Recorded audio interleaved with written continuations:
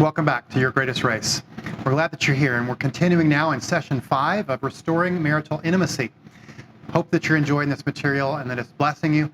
And if you would like it, you can go ahead and like and subscribe to the videos so that you'll be notified when new content comes out.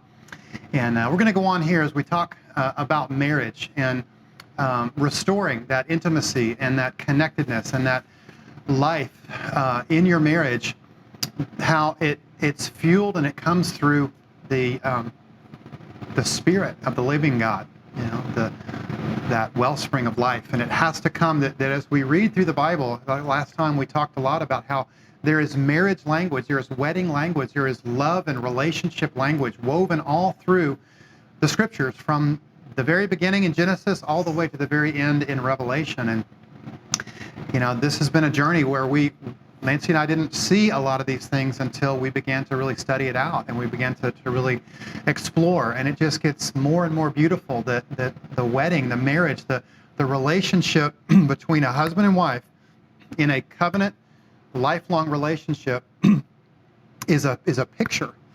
It's a picture of something much bigger.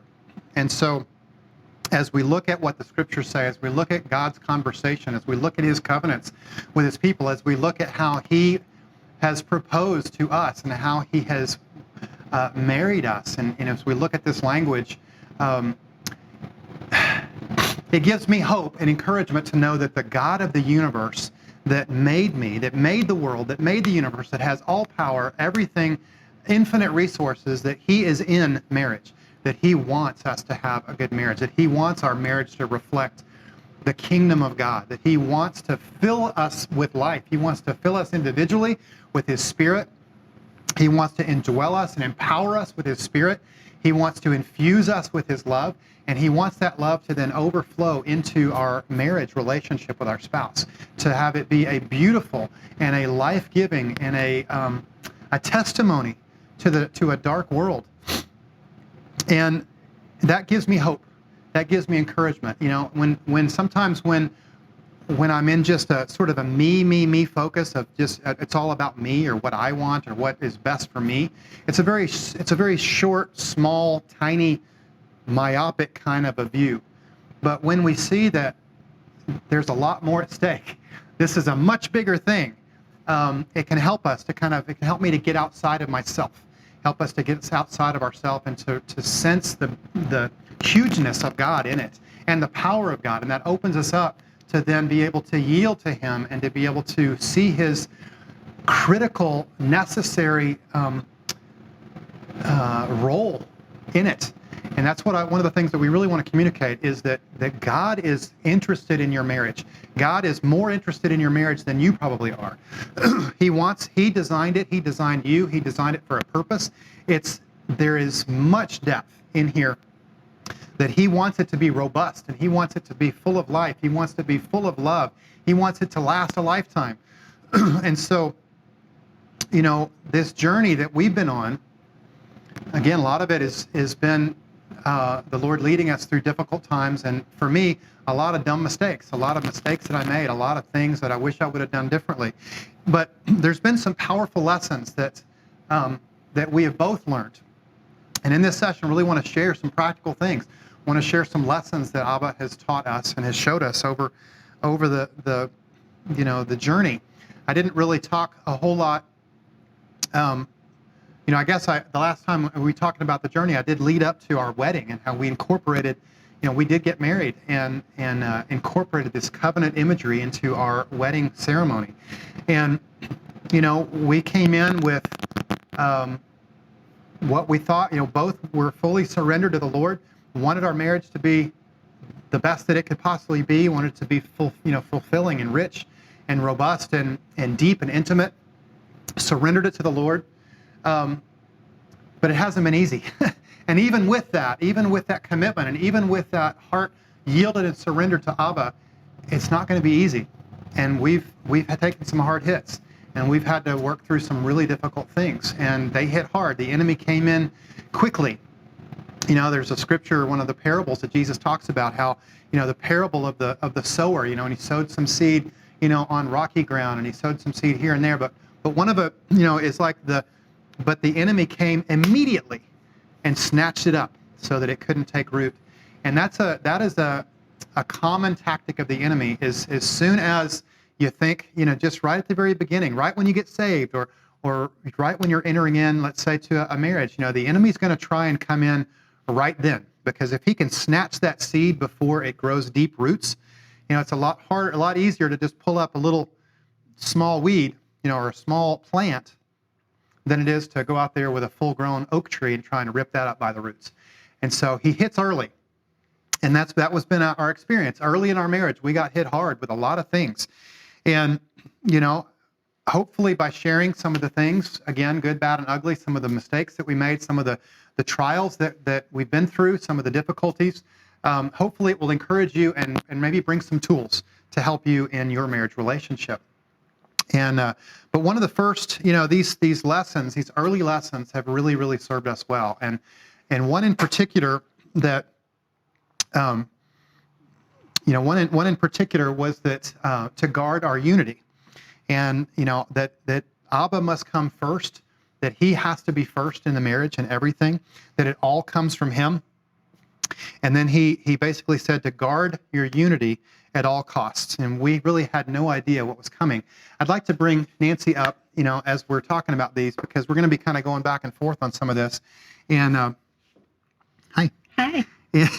And just talking about some of these lessons, but one of the really, really valuable ones that we refer back to often is guard your unity. Mm-hmm. Guard the unity between the two of you, that at all costs, that the first relationship with Abba, that he comes first, but the second relationship above all relationships, even kids, even extended family, work, any other obligations come second, come third. They come after the relationship with your spouse. That unity with your spouse has to be guarded at all costs. And so you want to share one of the early things that happened? Sure. About that? And that word that he gave us about unity, that came before we were married. Remember, right. he gave us that word in preparation. And of course, we're in that blissful, getting ready for the wedding and all excited, and really honestly got blindsided pretty quickly. So yes, what I want to share with you is, as Michael had shared, we both had been single for a number of years before we even met. And neither one of us really had originally an intent, kind of wounded, and we weren't really sure. That I knew that I didn't want to get married again. And so the reality of it is that we both developed a very strong relationship with Abba as individuals. And so I was involved in spiritual warfare and intercession, and did a lot of teaching on and leading people through deliverance, and we did some volunteer work together. That's how we met. And so we were independent people, and we were mature in our age. My children had already all grown and gone, and Michael's were almost, his two sons were almost grown and gone. And so we were at a very different place in our life when we came into a marriage. But we had this incredible friendship for a few years before we ever entertained the idea of getting married. And so honestly, I didn't foresee it being that difficult to step into a marriage relationship, because I already knew that I just had the utmost respect for this man and really just admired his integrity and his walk with the Lord. And so I didn't anticipate it being difficult. But what I didn't anticipate is we actually had just left, and we were at the hotel for our honeymoon. And Michael had to step out and take care of some business up at the office. And so I was in the room and just kind of puttering around. And it was a condo. So I was, I think I was fixing dinner or whatever I was doing. And all of a sudden, there was just this evil presence that just came into that place. Like, it stopped me. And I just thought, what is this? And then my next thought was, I know what this is. This is the enemy. And it's like, oh no, you are not coming into this place. You will not steal this from me. You will not rob this blessing of this day. And so I engaged in war mode. I was, just praying on the armor of the Lord, and I started, taking authority over this demonic presence, cleansing the condo. We hadn't really had time to do that yet. We had just gotten there. And so, it was just doing all the things that I knew to do in warfare, and it wasn't leaving. And it took me back because I'm like, why isn't this leaving? And I took note because I was a very seasoned warrior at this point in time. And so it was startling to me why. And so the only thing I knew to do was to cry out to Abba. And I'm like, Abba, I don't understand what's going on, but whatever this demonic presence is, it's not leaving. And this is what he said to me. It's not just about you anymore. You are now joined together with this man that I have put in your life to love you, to cherish you, to protect you, to walk with you. He will join together with you and defend you. And I need you to learn to pull together. I need you to learn to rest in this man's love that I have brought into your life. And it just brought me up short. And then as he's speaking to me, the vision that he gave me, because that's often how he talks to me, was of two horses that had just been, and I'm a ranch girl, so this really spoke to me, but two horses that had just, freshly been trained to pull, but they had not been trained to pull together. So one could pull and did just fine, knew all the commands, great, and the other the same. But now they needed them to pull together. So these two were now yoked and harnessed to basically go out into the field and work together. Well, if you've ever seen that the first time, it's clunky and it's cumbersome because they're like, they're trying to figure out, the cadence, they're trying to figure out the gait, they're trying to figure out who's going to take the lead, who's going to follow. So it's this little dance that horses do, and that's real, that they really do that. And Abba was showing me that, in my relationship with Michael, because I had been so used to fighting my own battles, taking care of myself, taking care of business, as was he. And Abba's like, it doesn't work that way anymore. So you have these two very strong, independent people coming together. And Abba said, you will fight battles together and achieve more pulling together than you ever could have, alone. It didn't mean that we were half a people. We were complete within our own right, but there were bigger battles that he wanted us to join together to pull. And so we had to learn, like Michael often talks about that synergy, we had to learn that 1 + 1 = 5.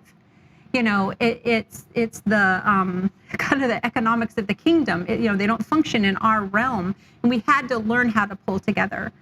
And I will also tell you that Abba said to me, love him well, and don't make this hard for him. And that's a story for another day. And it was kind of an interesting thing, again, with her being so seasoned in warfare. And I come back, from being gone, and she explains what's happening, and we joined together in prayer, and it left immediately. Yes. And that was quite a lesson for me, for both of us, I think, just to realize that, and this idea that one flesh, because we read about that, the two become one flesh, but to really begin to understand the spiritual dynamics, of that. And, there's so many scriptures, you read about not being unequally yoked. Yeah. And that comes back to this same thing, of learning to pull together and to to choose your spouse wisely, so that both are pulling in the same direction and are pulling and are both hungry for the Lord and seeking after Him, and so it's just really powerful. When we got severely tested in all this. We had committed to Abba first, each other second, and family and everybody else third. And it's one thing to say that. It's one thing to believe that in your mind, but it's another thing when it's tested. It's another thing when it comes right down to it. And without going into a whole lot of detail, very early in our marriage, there were a lot of family dynamics that came into play, and we had to really, because there was the enemy was using family dynamics and others to try and drive a wedge between us and trying to pull us apart and trying to jockey for position. And, especially in a blended family, when you have, you're bringing, it's not, each one of us had children, and family from the past. And, so to try and blend a family is hard anyway. And in our culture, that is very common. And so it can be difficult to try and bring that together. But I just want to encourage you, again, from a biblical standpoint, that spouse relationship, that marriage relationship has to be first. And the kids are second, they're after that. They're third, really, after Abba and after your relationship with your spouse. But we had to make some hard decisions. And, we really guarded. We were so thankful that the Lord had warned us ahead of time, guard your unity at all costs. And we stuck to that and, paid some costs. This wasn't just an easy thing. There were some costs that had to be paid and are still paying. But, would never trade that relationship with Abba, that we have, or the marriage that we have right now. And we're just praying and trusting that the Lord will work out, other things in time, in His timing. But, it's one of those things, how much do we really believe? Do you really believe it? And it's not sometimes until we're put to the test that we really know, whether it be in this realm or, other realm, as we read in the scriptures about persecution coming or difficult times coming or whatever. It's like we can sit here all the, ahead of time in the comfort of our homes or, in the land of freedom that we have right now and say, oh yeah, I wouldn't forsake Christ. I want to serve Him with everything that I have, no matter what. And that's great. And I hope that's the case, but until sometimes we're put to the test. And, as we learn about some of the stories about persecuted Christians and the price that people pay for their faith, that's really where the rubber meets the road. And so sometimes hardships they come, the enemy may design and bring hardships and trials and testings, but if we yield to the Lord in them, if we submit those to the Lord and we stay close to Him, He can use those to refine and to purify us, so we can come out the other end stronger. We can come out with a deeper connection with each other, a deeper connection with the Lord, like a refinement, like silver or gold. And that's really how He uses, when we read in the scripture about He uses all things. He works all things together for good, for those that love Him and are called according to His purpose. That's part of how He works in trials. And we've been through some. We really have. Yeah, I think in conjunction with that, one of the other really deep treasures that the Lord gave us was that friendship that we had developed before that we were married. And so I had seen Michael in several different situations and environments. I watched him fight for his freedom. I watched this man, embrace the truths that Abba was enlightening his mind with about deliverance, about walking in the Spirit. And he never one time balked or backed up. It was like, I don't understand it. I've never been taught this, but I want it. I want everything that Abba has for me. And I watched him time and time again press in. I watched him face hard things. I watched him walk through that deliverance, from pornography and all those perverse spirits that go with that. And I had such a respect for him that he was truly a man after God's own heart. And I knew his character. And I was, when we got married, I was very confident that in the man that I was marrying, I didn't feel like there were secrets or, and we had a very transparent, I've always had a very transparent and vulnerable conversation. And even in the hard things, we didn't keep secrets. We still don't. And so in that, in that first year, as you can imagine, especially when it's family dynamics, and the enemy is pulling in resources that he had in their lives, to attack. And it was brutal. Mm-hmm. A lot of stress. We were under a lot of stress and a lot of tension, and we were so blindsided. It totally took us by surprise because it wasn't what we had anticipated it being. That you can imagine the stress level between us. And so there would be times when, we would get snarky with each other, or, we would be under such pressure that we would take it out on the other. And unkind words, unfortunately, were said that never should have been spoken. And this is just in the first 3 months of our marriage. And so, but there were times that, Michael would say something to me, or I would say something to him, but I'm going to talk about it from my side, and then you can talk about it from your side. But he would say something to me, and it would really hurt my heart.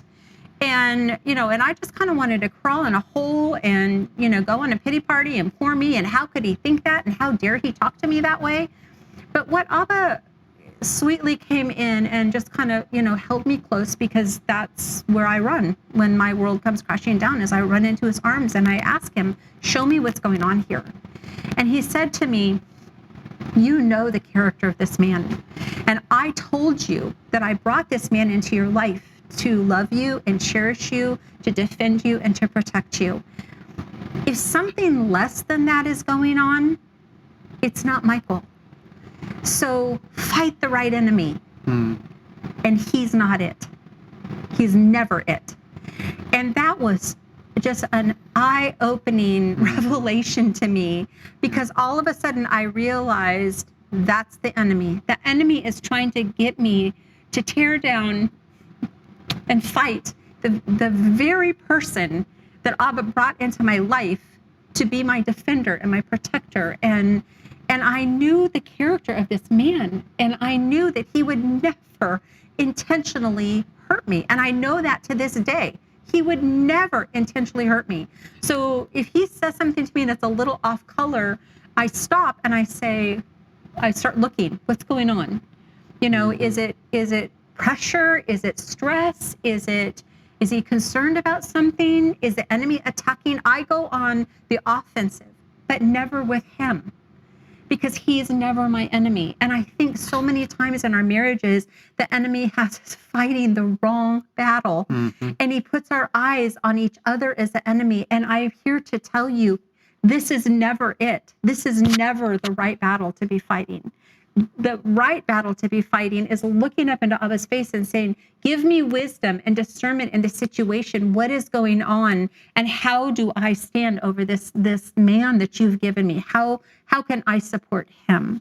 And so I think that was another powerful gift that he gave us. Yeah, that was really, really powerful, because stress does weird things, and especially if you've lived life and had trauma, or had woundings. when that wound gets poked, it's still tender. And not that we would do that intentionally, but again, this awareness of warfare, and this awareness that we have an enemy that does like to poke the tender places. He likes to poke them really hard. And, from my perspective, if things were said that were harsh or whatever, initially I would get really defensive. And I struggle with that. I struggled with that for a long time, and I still have to fight against getting defensive, because I will kind of go into feeling attacked, or unfairly accused or whatever, and try and defend myself. And so then that would cause me to then lash back, at her or whatever. And just all it does is it escalates the damage. And so for us to learn this powerful truth of fighting the right battle, and again, it comes back to an understanding of warfare. It comes back to a realization that there are unseen forces at work in your house. There are unseen forces at work in your mind, in your spouse's mind. They're coming at, trying to destroy, trying to drive wedges, trying to destroy your kids, trying to turn things, and make misunderstandings happen, and work on woundings, and work on fears, and amplify them, and cause them to create strife and division in your marriage, in your family. And so this was such a powerful lesson to, like she said, like Nancy said, to take a step back, not immediately get defensive on my part or whatever, and just stop and maybe get some space, maybe take a break, go for a drive, go for a walk or whatever, but pray and to ask the Lord, again, with that expectation that he will answer. And, you know, to repent of the anger and repent of the, you know, the anger or bitterness or trying to lash back out or whatever thoughts may have come in that were carnal or fleshly, and then ask the Lord to speak, you know, what's really going on.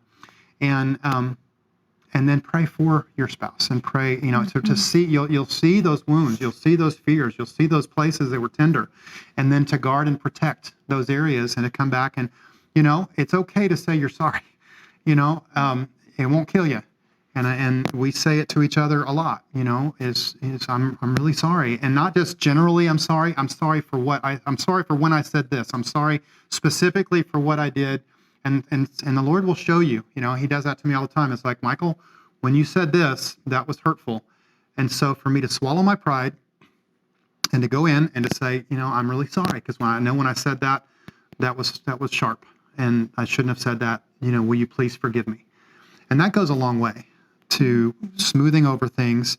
And then, you know, we can come together in prayer and to be able to, you know, then together in unity command that, you know, a spirit of offense or, you know, a demonic spirit that's trying to stir up strife or whatever, command it out, bring unity, ask the Lord to come into that situation, bring that healing balm, and, you know, we're back in unity. Or just take a nap. Naps are good. Yeah. So, you know, with that said too, short accounts. You know, there's a reason why the scripture tells us not to let the sun go down on your anger. And so we are very sensitive to each other. And I know that there's times when you just sense something's off, and neither one of us let that go. You know, and it's usually a race who will address it first. But it's almost like, you know, are we okay? Is everything okay? And opening up to have those honest, vulnerable conversations. And because again, he's not my enemy. And I'm not going to take what he says personal, but if there's something that's off, let's find out what it really is and route that out of our home. And there's one other thing I want to address about this. When you brought it up, Abba brought it back to my mind, and that is wounding. You know, I shared with you in one of the previous sessions that, you know, I had experienced sexual abuse at the hands of a pedophile from the time I was 6 years old, and then different abuses throughout my life. And I'd gone through a tremendous healing. I'd gone through deliverance, beautiful freedom that Abba gave me from a lot of things, and really pressed into that healing. And he was so merciful and really brought freedom into my life in a lot of areas.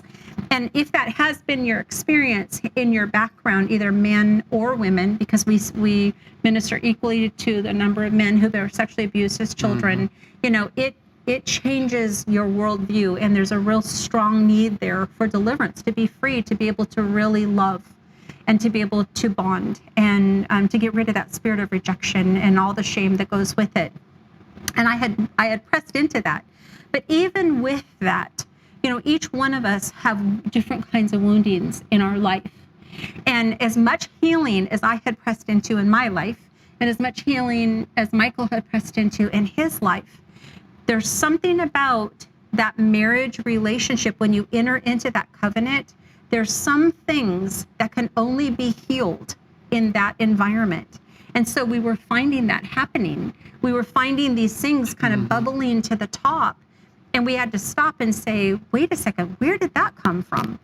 And realize it wasn't even about us. It was a wound in the past that had not had the opportunity or the place yet where Abba could address it and heal it. So give space for that. You know, that's where mercy, that's where grace, that's where I am for you. I loved what you held out in the last session, you know, about the Hebraic wedding. And when we take that and you see Abba's heart towards those Hebrews, you know, on Mount Sinai, that's his heart towards us, but it should be also our heart towards each other. You know, that I treasure you above.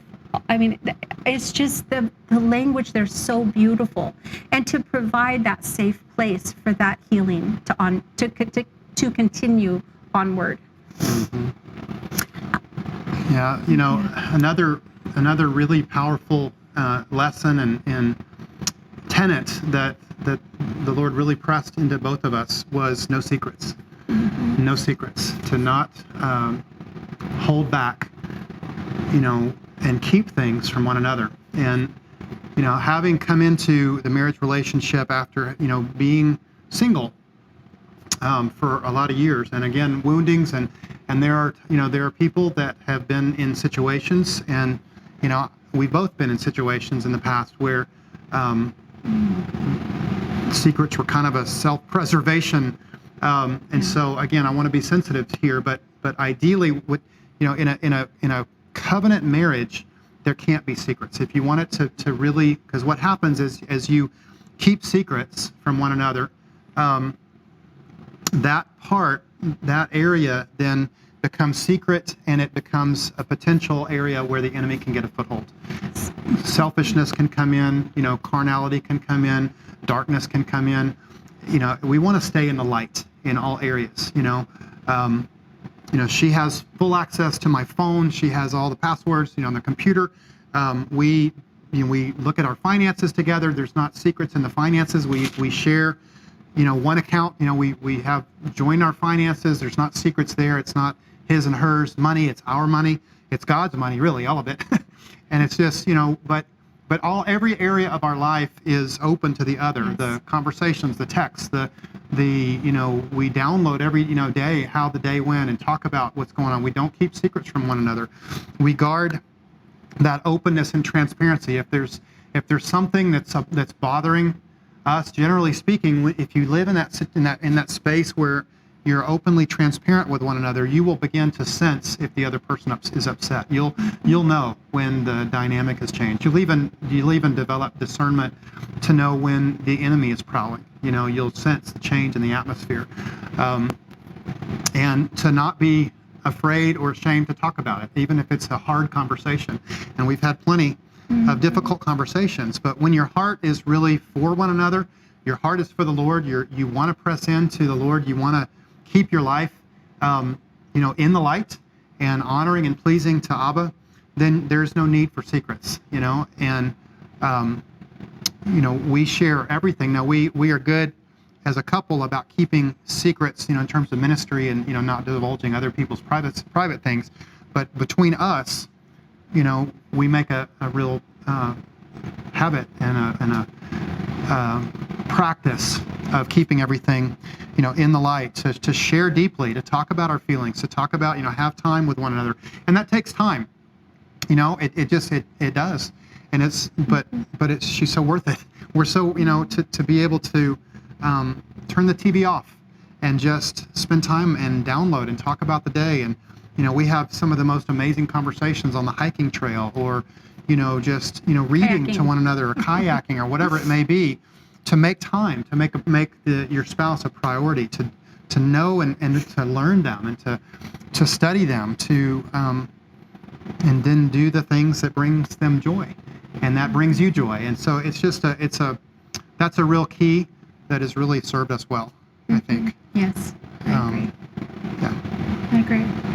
Yeah. And so one of the things that I want to talk about, and obviously this is a part of, the marital relationship, and that is the intimacy, the sexual intimacy between, husband and wife. I'm going to sit down for this part.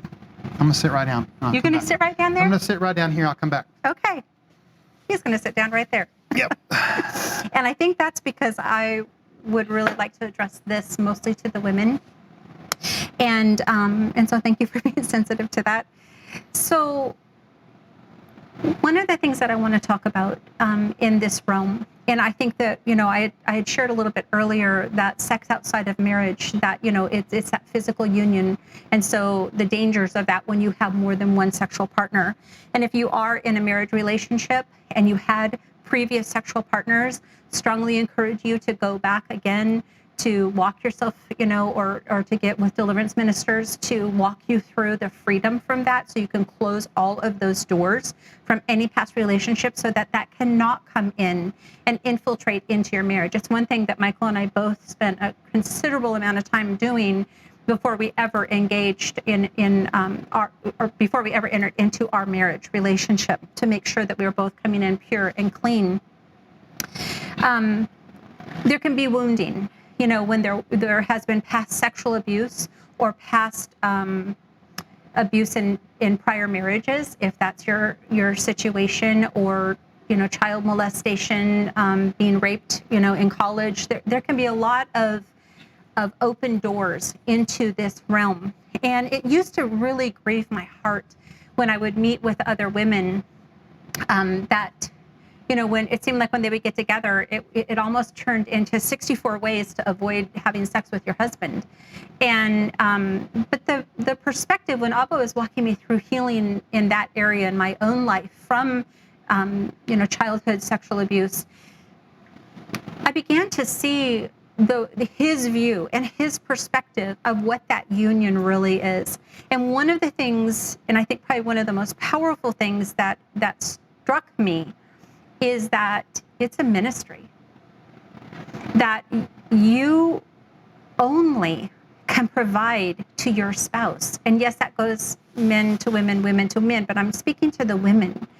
That is, our men are wired. They are wired to procreate. They think about in that realm very differently than we do. But it's our opportunity to express to them our appreciation and our love and our thankfulness, and to minister to them, in all of their manliness. We're imparting to them, when I'm going to get personal here and very vulnerable, but when Michael and I are in those beginning stages of lovemaking, I find myself just praying for him, and just asking Abba, through my touch, let it feel you. Fill me with your love for this man. Strengthen him. Pour your spirit into him, just from the top of his head to the soles of his feet. Just empower him with your presence. Just draw him in. And I find that as I'm praying for him, we're both just drawn into this very holy and very, very sacred, beautiful, free place. And it reminds me of the gift, that sexual intimacy was in the garden, and the no shame, the no guilt. I've struggled, and this was a wound from being sexually abused. I've struggled with body image. I've struggled with weight. I've struggled with, am I beautiful? Because you feel so dirty and damaged and different when anytime there's a sexual abuse scenario, rather from a previous spouse or as a child or both. And so women, we can have a lot of those hangups. And what I had to learn is that, again, marriage isn't about just you. So a lot of times, even when we go into that sexual realm, the thought can be, what's in it for me? Am I getting pleasure? Am I getting my needs met? And that is the wrong way to go into that union. That union should be a ministry. It should be me bringing the best of what I am in full surrender and yieldedness to the Lord, and allowing Holy Spirit to pour through me in a way that my husband should feel strengthened. He should feel loved on a level that he has never, ever been able to know. And nobody can bring that to him except me. You have that access to your spouse that nobody else has. And that was a very impactful and beautiful thing to me that helped me heal, and it helped me change my perspective, and it got my eyes off of me, and it made me realize the sanctity and the sacredness that sexual union was, and really what a privilege and what an honor that I had access to my husband in that way that nobody else has. And I can minister to him in that way that nobody else can. So I just wanted to share that with you women as an encouragement to, if there's a struggle in your life in this area, as women, we can often pick up feelings of, that's all he's ever after, and, that's all I am to him, and he doesn't care about my needs, and, he wants what he wants, and that's all there is, and he has no regard for me. You know what? It may all be true. I don't know. But that's not what it's about. And what I have found is that when Abba changed my perspective and I went into that with a servant's heart, and I went into that with the idea of serving this man and learning him and finding what he enjoys, and trying to, meet those needs again prayerfully. I know that might sound kind of weird, but Abba's in everything and that flows from him. It's the gift he gave us to express that depth of love with one another. It changed everything. And all of those kinds of thoughts, although I can say I never felt that from Michael, but I have in a previous relationship, it didn't even play into that. It wasn't allowed to come into that realm. So I would encourage you to press into that. And so I'm going to turn this back over to you. You may come back. Thank you. Into my little world. But I'm actually going to step over here now. Okay.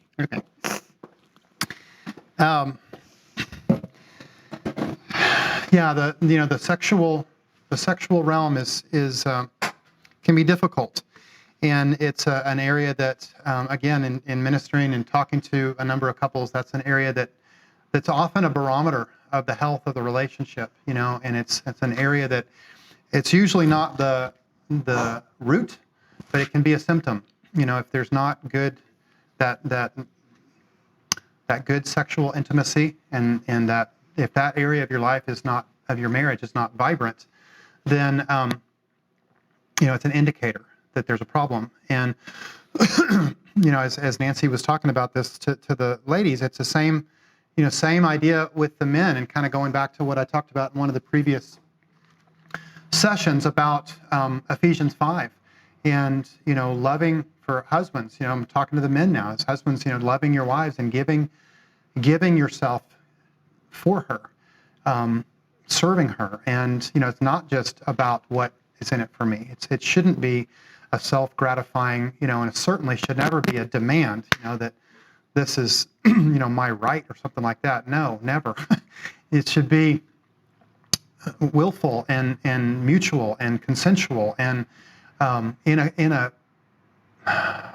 a spirit of love and service, just like she was talking about, that making love to her, not fulfilling our own gratification, expressing love to her, and women, at least my experience, with Nancy, is that sometimes it's not sex. Sometimes communicating love can be through different ways. It can be through just holding her, just holding her and just not even, it might not even be that. It might just be listening to her and really, letting her just pour out her heart, and letting me listen and not try and immediately fix it with the 5 steps to how to fix that problem. No, just listen. And again, these are areas that I had to learn the hard way. Is just to listen and to to give and not to take, to communicate that that she matters and that you love her and that it's okay and it's going to be okay, and to just express that love however she receives and experiences love. There's a powerful book that's been around a long time, and is it Gary Chapman, The 5 Love Languages? But it talks about how different people experience love differently, and how they typically will express love in the way that they want to receive love. And so sometimes it's physical touch, sometimes it's words of affirmation, just talking and communicating, with words. Sometimes it's acts of service. If your spouse is, his or her love language is primarily acts of service, it may be that doing things, serving her in that way. It may be quality time, going and kayaking or hiking, or spending time doing what they enjoy doing. There's different different ways, and all of this, it's not to say that's a replacement for intimacy. It's not a replacement for sexual contact, because that's important as well. But it all goes together. If we're serving one another all throughout the day, we're talking to one another throughout the day, We're communicating love throughout the day. We're expressing that in this mutually submitted, yielded, and loving environment. The sexual intimacy should just flow. It should just flow out of that as a natural extension. And there's also another lesson that we learned. So anyway, I just kind of want to encourage you in that area to think of it in the. I love how you talk about it as a ministry, and that we are in the unique position as a spouse in a monogamous, committed relationship, that there's one and only one person in the whole earth that can minister in that special, intimate way to your spouse, and that's you. And so to be very careful with that, and to gingerly and to lovingly work in that area to bring life to your spouse. And I understand that can be it's a very vulnerable, especially for women. It's a very vulnerable place, especially if there's been abuse. And so to just let that be Holy Spirit led, and to love them well, the way that they experience that. I want to cover one more of these lessons, early lessons that we learned, and then we'll take a break. But the other is probably one of the most important, and that's to pray for one another, and to recognize, that we are to pray. Husbands, our prayers over our wives, for our wives, are critical, and to pray for your family, to pray for your marriage, to pray for her, and to do that daily. I pray for Nancy every day, and to just ask the Lord to bless them, to protect them, to uplift them, to fill them with their spirit, to guard against the enemy. Speaking to men in a marriage relationship, as Adam was tasked with guarding and keeping that garden safe, that part of that, to guard and keep that garden was to protect against the enemy, and to be scanning, and to be aware, to be a watchdog. And that's what we should be for one another. And as a husband, to be praying over your wife, to be praying against the enemy, to be praying against any demonic attack that may come on her or be launched at her, to value and uplift her. We have been, Ephesians 5 does talk about a line of authority, and it talks about that the Lord has created that line so that we can protect, that we can guard, that we can pray. And that is not just in the physical realm. That needs to be spiritual first. Yes, I would take a bullet for Nancy if that ever came to that. I would step in front of a bullet for her. I would, if a mugger or an attacker or whatever came after her, I would lay down my life for her. Hopefully that won't happen. And if it did, it probably just happened once. I don't know. But it's not like that happens every day. But the enemy can be after your spouse daily. The enemy, that invisible battle, the enemy is relentless. And so, as part of that guardianship, as part of that authority line, we as husbands need to be prayerfully covering, our spouse, prayerfully covering our wife, and vice versa. Our wives can pray, but to pray for one another, to value and uplift one another, to champion one another, to be their biggest cheerleader, to not be threatened. Nancy has some really powerful spiritual gifts, and when I first met, in this realm, I was a little intimidated because I didn't, she was way far ahead in the things of the Spirit than I was. And so, I've had to run hard to try and catch up, and it's, now we're working to pull together and, have, as both of our horses hopefully running together as hard and as fast after the Lord as we can. But to not be intimidated, and, it never works to push somebody down to make you look better, especially not in the home. We should never, as a spouse, be threatened or intimidated by the gifts and the calling of the Lord on our spouse, and try and squelch those to try and make ourselves, look better or feel better.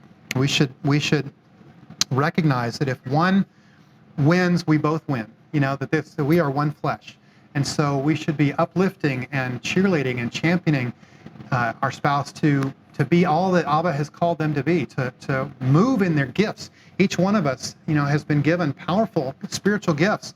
If you're born again, look at some of the gifts, like in 1 Corinthians 12 and some of the other places in the Word, in Ephesians, it talks about spiritual gifts, and to draw those out of one another and to pray that those gifts would be, used in the fullness of the kingdom.